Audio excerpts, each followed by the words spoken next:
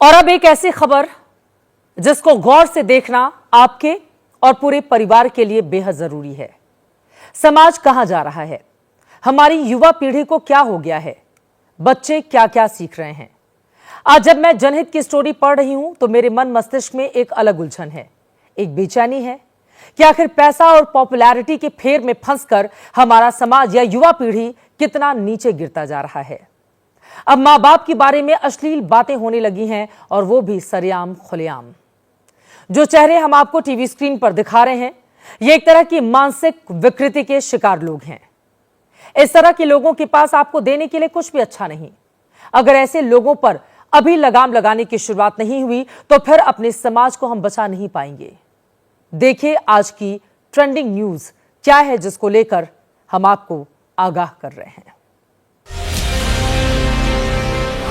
नाम रणवीर इलाहाबादिया, पहचान यूट्यूबर और सोशल मीडिया इन्फ्लुएंसर।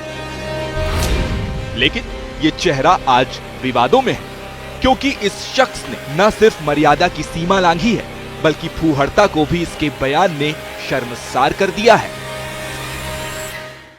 ऐसे व्यक्ति विशेष को बुलाकर उसके मुंह को कालिम लगाने की आवश्यकता है। वे तुरंत माफी मांगे और सरकार उस पर कड़ी कार्रवाई करे। ऐसे लोगों पर कानूनी नहीं तो मॉरल पुलिसिंग होनी चाहिए। जो दर्शक है ऐसे शोज देखना बंद करना चाहिए। इनके ऊपर कानूनी कार्रवाई भी होनी चाहिए। हो सकता है कि आप में से बहुत से दर्शक इस शख्स से वाकिफ ना हो, लेकिन सोशल मीडिया पर यह शख्स चर्चित है।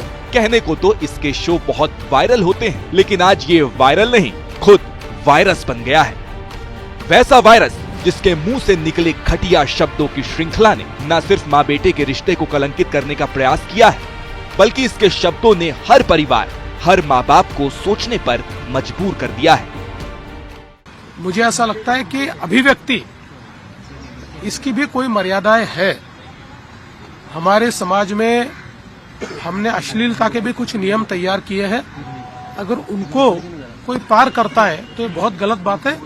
अगर ऐसी कोई बात होती है तो उसके ऊपर कार्रवाई होनी चाहिए। कहानी की शुरुआत होती है इस तस्वीर के साथ। एआई तकनीक से हमने सोशल मीडिया पर वायरल हो रहे क्लिप की ये कॉपी तैयार की है। शो के दौरान रणवीर के साथ 4 और लोग मौजूद थे। इसमें शो का होस्ट समय रैना भी शामिल है। इस विवाद के 2 किरदार हैं। पहला समय रैना, जो कि YouTube चैनल पर चलने वाले इंडियाज गॉट टैलेंट शो का होस्ट है। दूसरा रणवीर, जो इस शो का गेस्ट बना था। हुआ ये कि पिछले दिनों इस शो के दौरान रणवीर ने माता पिता के निजी पलों को लेकर टिप्पणी की।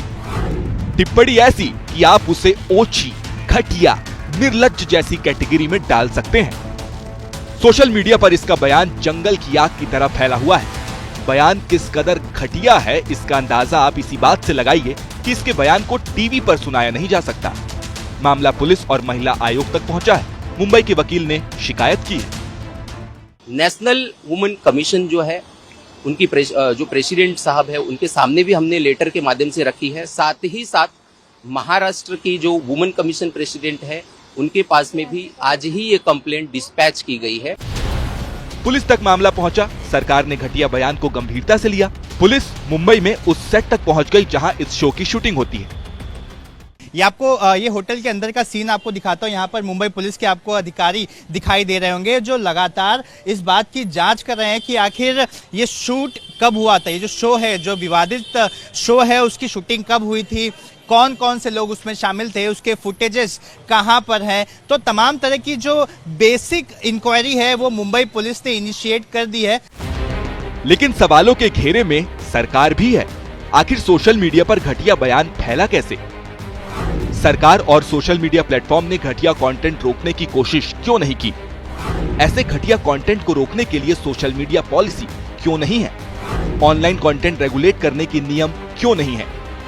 बतौर एक माता पिता इस बात को सुनकर आप हैरान रह जाएंगे, अपना सिर पीट लेंगे, क्योंकि जिस कॉमेडियन समय रैना के शो के दौरान रणवीर ने घटिया मानसिकता वाला बयान दिया, उस समय रैना को देश के बड़े बड़े ऑनलाइन एजुकेशन प्लेटफॉर्म पर बतौर गेस्ट बुलाया जाता है। मतलब नई जनरेशन से इसका अच्छा कनेक्ट है। सोचिए, आपके बच्चे किस तरह की लोगों की बातें सुनते हैं, किस तरह के लोग उन्हें प्रभावित करते हैं। समय रैना तो फूहड़ता में इससे 100 कदम आगे है। ऐसी घटिया और ओछी मानसिकता वाले लोगों से अपने बच्चों को बचाइए। अगर आपके बच्चे स्टैंड अप कॉमेडी देखते हैं तो सावधान कीजिए, क्योंकि ऐसे लोग डार्क कॉमेडी के नाम पर आपके बच्चों को खुलेआम अश्लीलता परोस रहे हैं। रणवीर इलाहाबादिया को तो आपने जान लिया, अब उस कॉमेडियन को भी जान ले जिसके शो में रणवीर ने माता पिता पर ओछी बात कही। वो बातें न सुनाई जा सकती हैं, न उसको मैं पढ़कर आप तक पहुंचा सकती हूं। अगर आपके घर में 18 साल से कम उम्र का कोई बच्चा है जो यूट्यूब और सोशल मीडिया काफी चलाता है, हंसी मजाक के वीडियो देखता है, तो अगले कुछ मिनटों तक मेरी बात आप गौर से सुने। आपके काम की बात बताने वाली हूं। इन चेहरों को गौर से पहचानिए, अच्छे से जानिए। अगर आपके बच्चे के फोन में ये लोग दिखाई दे रहे हैं तो समझ लीजिए कि आपके घर में खतरे की घंटी बज रही है। अगर आपका बच्चा इस कॉमेडियन के शोज को देख रहा है, मतलब वो भी गालियां और डबल मीनिंग बातों को सुनता होगा, क्योंकि इस कॉमेडियन के ज्यादातर कॉमेडी वीडियोस में गाली और डबल मीनिंग की बातें ही होती हैं। इस तरह की ओछी कॉमेडी को ये लोग डार्क कॉमेडी कहते हैं। हालांकि ये पेड एंट्री है, लेकिन चिंता की बात यह है कि ये कॉमेडियन आज के जमाने के बच्चों में काफी फेमस हैं। ऑनलाइन एजुकेशन देने वाली संस्थाएं तो इस कॉमेडियन को बच्चों के सामने परफॉर्म करने के लिए भी बुला लेती हैं। लोगों को गालियां देने वाला ये व्यक्ति बच्चों को क्या ही सिखाता होगा, गाली देना। इस कॉमेडियन का इंस्टाग्राम और यूट्यूब पर कुल 1,30,00,000 लोग फॉलो करते हैं, फॉलोअर्स हैं। उनमें से ज्यादातर नए बच्चे, युवा पीढ़ी हैं। सभ्य समाज के लोग अगर इस कॉमेडियन की वीडियो देखेंगे तो अपना सिर पकड़ लेंगे और ये सोचेंगे कि आखिर हमारे बच्चे और ये नौजवान पीढ़ी कहां जा रही है। यकीन मानिए, कई ऐसे शब्द हैं जो इतने ज्यादा ओछे जिसके बारे में न बात की जा सकती है, न समाज के सामने उसका जिक्र हो सकता है। और जनहित में इस वक्त की बड़ी खबर आप तक पहुंचाते हैं। रणवीर इलाहाबादिया मामले में बड़ा एक्शन हो गया है। एनएचआरसी यानी कि राष्ट्रीय मानवाधिकार आयोग ने यूट्यूब को आदेश दिया है कि विवादित शो को यूट्यूब से तत्काल हटा दिया जाए। रणवीर ने दिन में सोशल मीडिया पर पोस्ट करके माफी भी मांगी थी, लेकिन अब यह बड़ा एक्शन हुआ है और आगे अब दूसरा किस तरह का एक्शन होगा यह देखना महत्वपूर्ण रहेगा।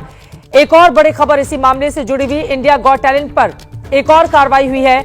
असम में आयोजकों के खिलाफ शिकायत दर्ज की गई है। 5 कॉमेडियन के खिलाफ एफआईआर हुई है। मुख्यमंत्री हेमंता ने खुद ही इस बारे में जानकारी दी है।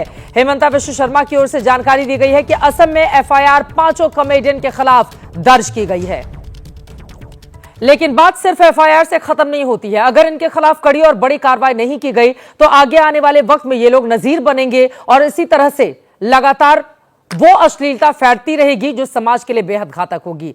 देखना महत्वपूर्ण रहेगा कि एफआईआर के बाद अब इनके खिलाफ किस तरह की कार्रवाई होती है, ताकि वो उदाहरण बने और दूसरे लोग इस तरह की हिमाकत करने से बचें।